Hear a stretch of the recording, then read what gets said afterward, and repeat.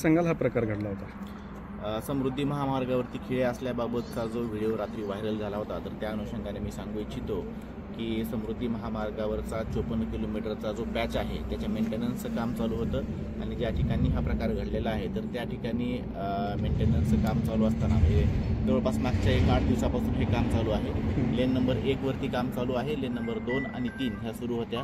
Lane number 1चं काम चालू असताना त्याला प्रॉपर व्यवस्थित बॅरिकेटिंग सुद्धा केलेलं होतं आणि हे काम करत असताना जे इंजेक्टेबल नोझल्स असतात तर ते त्याच्यामध्ये बसून त्याच्यामध्ये केमिकल सोडलं जातं जेणेकरून ब्रिजची स्ट्रेंथनिंग होते, ते काम चालू होतं आणि ते काल सकाळी लावलं होतं आणि म्हणजे आज सकाळी ते काढलं गेलेलं आहे।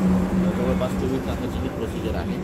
अशा प्रकारचे कुठलेही खेळ लावण्यात आलेले आहेत किंवा काही हे सगळी अशा प्रकार कुठलाही घडलेला नाही आणि ज्यावेळेस रात्री बॅरिकेड्स त्या ठिकाणी लावले होते कुठल्या तरी एका अज्ञात व्हेकलनं ते बॅरिकेड्स तोडले गेलेले आहेत, त्यामुळे जे 2-3 व्हेकल्स आले ते पंक्चर झालेले आहेत।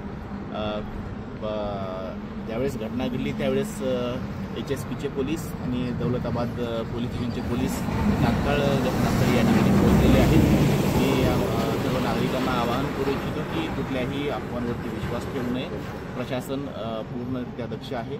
जे यापुढेही जे काही मेंटेनन्सची कामं केली जातील त्या प्रत्येक वेळेस प्रॉपर बॅरिकेटिंग रिफ्लेक्टर्स लावून कामं केली जातील याची आम्ही पूर्ण दक्षता घेत आहोत। आता कुठलाही धोका नाही महामार्गावरती? नाही, मेंटेनन्सचं काम आजही ते नोझल्स काढलेले आहेत, वाहतूक पूर्णरित्या व्यवस्थित सुरू आहे। थँक्यू।